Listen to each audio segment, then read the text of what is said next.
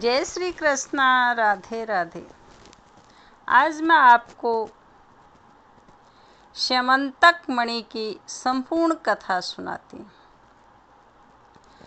भाद्रपद मास के चतुर्थी तिथि शुरू होने से लेकर खत्म होने तक चंद्रमा का दर्शन नहीं करना चाहिए। यदि भूल से गणेश चतुर्थी के दिन चंद्रमा के दर्शन हो जाए तो स्यमंतक मणि कथा का श्रवण करना चाहिए। तो सबसे पहले आप मेरा चैनल सब्सक्राइब कीजिए ताकि आने वाला वीडियो आपको आसानी से मिल सके। एक बार नंद किशोर ने सनत कुमारों से कहा कि चतुर्थी के चंद्रमा के दर्शन करने से श्री कृष्ण पर जो लांछन लगा था वह सिद्धि विनायक व्रत करने से दूर हुआ था। ऐसा सुनकर सनत कुमारों को आश्चर्य हुआ। उन्होंने पूर्ण ब्रह्म श्री कृष्ण को कलंक लगने की कथा पूछी तो नंद किशोर ने बताया, एक बार जरासंध के भय से श्री कृष्ण समुद्र के मध्य नगरी बसाकर रहने लगे। इसी नगरी का नाम आजकल द्वारिकापुरी है।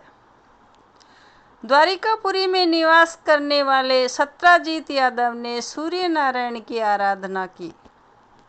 तब भगवान सूर्य ने उसे नित्य 8 भार सोना देने वाली स्यमंतक नामक मणि अपने गले से उतार कर दे दी।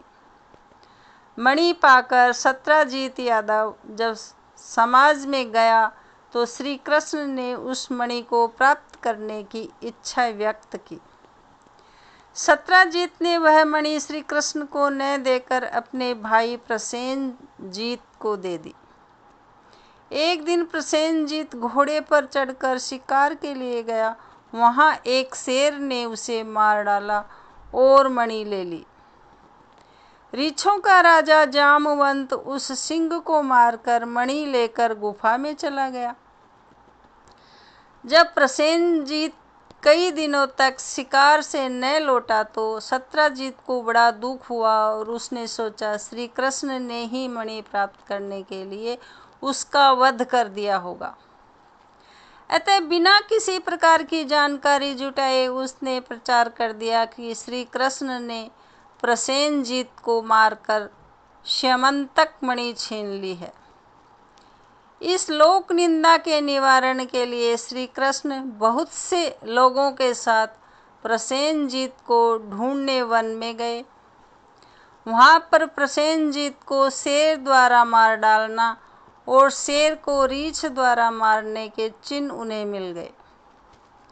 रीछ के पैरों की खोज करते करते वे जामवंत की गुफा में पहुंचे और गुफा के भीतर चले गए। वहां उन्होंने देखा कि जामवंत की पुत्री उस मणि से खेल रही है। श्री कृष्ण को देखते ही जामवंत युद्ध के लिए तैयार हो गया। युद्ध छिड़ गया। गुफा के बाहर श्री कृष्ण के साथियों ने उनकी 7 दिन तक प्रतीक्षा की। फिर वे लोग उनकी वध को जानकर पश्चाताप करते हुए द्वारिकापुरी लौट गए। इधर 21 दिन तक लगातार युद्ध करने पर भी जामवंत श्री कृष्ण को पराजित न कर सका। तब उसने सोचा, कहीं यह वह अवतार तो नहीं जिसके लिए मुझे रामचंद्र जी का वरदान मिला था। यह पुष्टि होने पर उसने अपनी कन्या का विवाह श्री कृष्ण के साथ कर दिया और मणि दहेज में दे दी। श्री कृष्ण जब मणि लेकर वापस आए तो सत्राजीत अपने किए पर बहुत लज्जित हुआ। इस लज्जा से मुक्त होने के लिए उसने अपनी पुत्री का विवाह श्री कृष्ण के साथ कर दिया। कुछ समय के बाद श्री कृष्ण किसी काम से इंद्रप्रस्थ चले गए। तब अक्रूर तथा ऋतुवर्मा की राय से शतधन्वा यादव ने सत्राजीत को मारकर मणि अपने कब्जे में ले ली। सत्राजीत की मौत का समाचार जब श्री कृष्ण को मिला तो वे तत्काल द्वारिका पहुंचे। वे शतधन्वा को मारकर मणि छीनने को तैयार हो गए। इस कार्य में सहायता के लिए बलराम भी तैयार थे। यह जानकर शतधन्वा ने मणि अक्रूर को दे दी और स्वयं भाग निकला। श्री कृष्ण ने उसका पीछा करके उसे मार तो डाला, पर मणि उन्हें नहीं मिल पाई। बलराम भी वहां पहुंचे। श्री कृष्ण ने उन्हें बताया कि मणि इसके पास नहीं। बलराम जी को विश्वास न हुआ। वे अप्रसन्न होकर विदर्भ चले गए। श्री कृष्ण के द्वारिका लौटने पर लोगों ने उनका भारी अपमान किया। तत्काल यह समाचार फैल गया कि स्यमंतक मणि के लोभ में श्री कृष्ण ने अपने भाई को त्याग दिया।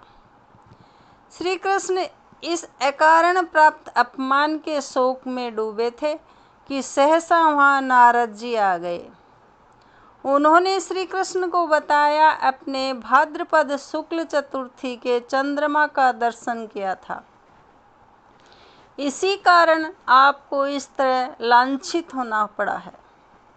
श्री कृष्ण ने पूछा, चौथ के चंद्रमा को ऐसा क्या हो गया जिसके कारण उसके दर्शन मात्र से मनुष्य कलंकित होता है? तब नारद जी बोले, एक बार ब्रह्मा जी ने चतुर्थी के दिन गणेश जी का व्रत किया था। गणेश जी ने प्रकट होकर वर मांगने को कहा तो उन्होंने मांगा कि मुझे सृष्टि की रचना करने का मोह न हो। गणेश जी ज्यों ही तथास्तु कहकर चलने लगे, उनके विचित्र व्यक्तित्व को देखकर चंद्रमा ने उपहास किया। इस पर गणेश जी ने रुष्ट होकर चंद्रमा को शाप दिया कि आज से कोई तुम्हारा मुख नहीं देखना चाहेगा। शाप देकर गणेश जी अपने लोक चले गए और चंद्रमा मानसरोवर की कुमुदनियों में जा छिपा।